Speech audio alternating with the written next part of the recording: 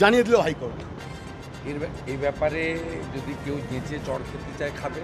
Supreme court তো আগেই বলেছে, শুধু ডাক্তারদের নয়, যে কোনো পিসফুল মুভমেন্টে বাধা দিতে সরকার পারবে না। ছাত্র সমাজের নবান্ন অভিযানও আটকাতে গেছিল, সুপ্রিম কোর্টও পারেনি, শোনেইনি, আর ডিভিশন বেঞ্চ তো গ্রাহ্যই করে। স্বাভাবিকভাবে রাজ্য সরকার জেনে বুঝে এগুলো করতে যায়, যদি লেগে যায়, ফাটকা খেলতে যায়, যদি লেগে যায়। শওকত মোল্লাও কি মানে তৃণমূলের বিধায়ক, তিনি কি পুলিশের ওপর আস্থা হারাচ্ছেন? বলছেন ভরসা করে লাভ নেই, হাতে ঝাঁটা লাঠি তুলে নিতে হবে। ও বাজার গরম করার জন্য বলছে। পুলিশকে বাদ দিলে ওদের কিছু নেই, পুলিশকে বাদ দিলে ওদের কোনো অস্তিত্ব একটা নেই। খুব ভালো খবর সামনে এসেছে, দাদা সাহেব ফালকে পুরস্কার পাচ্ছেন মিঠুন চক্রবর্তী। নিঃসন্দেহে যোগ্য লোককে যোগ্য পুরস্কার দেওয়া হয়েছে, অনেক সময় গেল। মোদিজির সরকার সঠিকভাবেই সঠিক ব্যক্তিকে পুরস্কৃত করেন।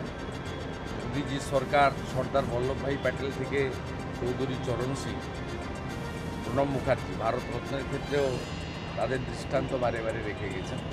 এক্ষেত্রেও যোগ্য অভিনেতাকে, প্রকৃত অভিনেতাকে দিয়েছেন।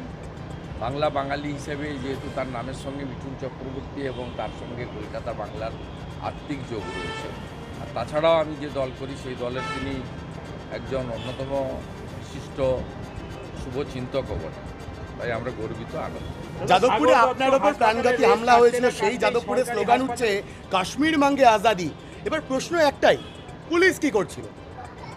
পুলিশ তো করবে না, কারণ এরা ভোটের সময় নো ভোট টু মোদি করে।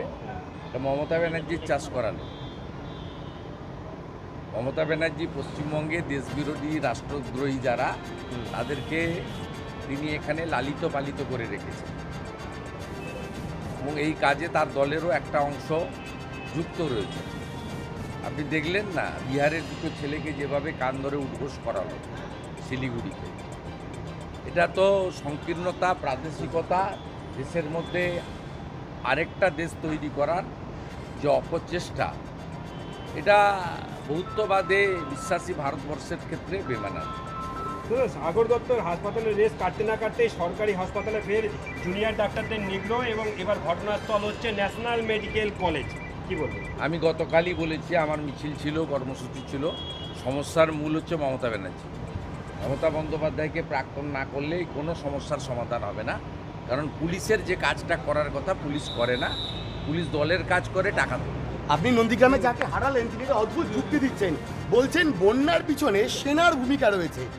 কেন্দ্র সঠিক সময় টাকা দেয়নি, এটা তো বারবার বলেন। এখন বলছেন দার্জিলিংয়ের ধসে সেনারও ভূমিকা রয়েছে। মানে ভারতীয় সেনাকেও ছাড়বেন না মমতা? এর আগে ছাড়েনি তো, সারা রাত্রি নবান্নতে ছিল তো। সেনা যখন এখানে একটা সমীক্ষার কাজ করছিল, কত গাড়ি এক্সিট এন্ট্রান্স নেয়, সেই সময় তিনি সারা রাত্রি ধরে নবান্নতে ধর্ণা দিয়েছিলেন যে সেনারা এসেছে। শুধু তাই নয়, যখন ভারতবর্ষের এয়ারফোর্স স্ট্রাইক করেছিল পাকিস্তানের ভিতরে গিয়ে, তিনি তখন নবান্নর গেটে দাঁড়িয়ে বলেছিলেন মমতা ব্যানার্জি প্রমাণ কোথায়। অত এ কথা আজকের নতুন নয়। যারা রাষ্ট্রপ্রেমী, যারা 26শে জানুয়ারি এবং 15ই আগস্ট দেশমাতৃকার পতাকা তুলেন, বন্দে মাতরম বলেন, জাতীয় সঙ্গীত গান, তাদের মধ্যে কিছু লোক মমতা ব্যানার্জিকে ভোট দেয়, তাদেরকে রিথিঙ্ক করতে বলবে। 15 মাস পরে পশ্চিমবঙ্গ বিধানসভার নির্বাচন হবে, একে সরান আসল স্বরূপ প্রকাশিত হচ্ছে। দাদা, আর